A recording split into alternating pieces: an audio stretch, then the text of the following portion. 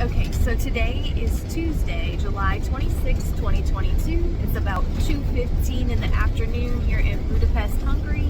It would be 8:15 in the morning back home, and we are getting ready to go on the Jewish Heritage Tour.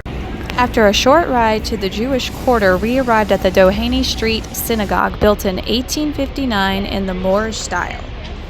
The left-hand side is a museum, while the right-hand side is the actual prayer house. The synagogue, properly known as the Great Synagogue, is the largest in Europe and the second largest in the world. When the Nazis arrived in Hungary in March of 1944, the synagogue was no longer used as a house of worship for the Jews, but an office building for the Nazis. In fact, Adolf Eichmann's office was located inside. One of the first things the Nazi occupiers did inside of the synagogue was take a knife and remove the name tags from the congregants' seat. Today, families and researchers are working hard to get these seats properly labeled again.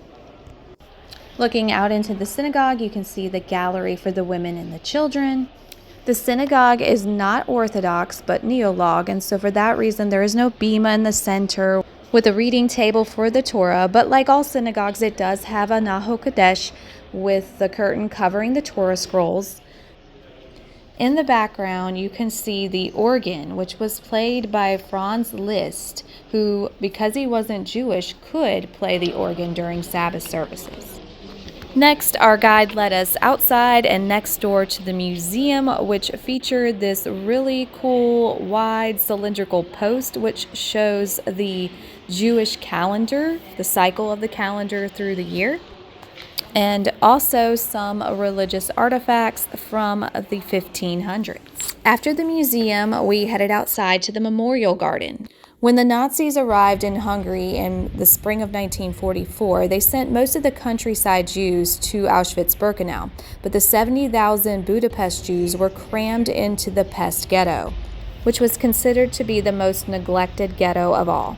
Disease, including the plague, ran rampant in the ghetto, so that when the Soviets liberated the ghetto less than a year later, over 90% of the inhabitants were deceased. The garden here is the site of the mass grave for the ghetto, and for the victims who could be identified, these stone markers have been placed. Next, we headed over to view a replica of the wall that surrounded the ghetto, as well as another memorial. Next, we headed downstairs into the basement of the museum, where you could see this floor map of the ghetto. And then finally, back upstairs to view the Holocaust Tree of Life Memorial, which was designed as an upside-down menorah and was built to honor the 400,000 Hungarian Jews who were killed during the Holocaust.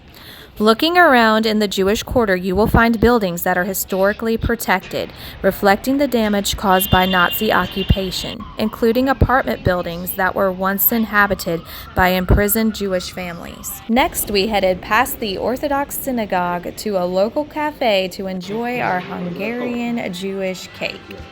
We also learned that the Rubik's Cube and the colored TV were invented in this district of Budapest.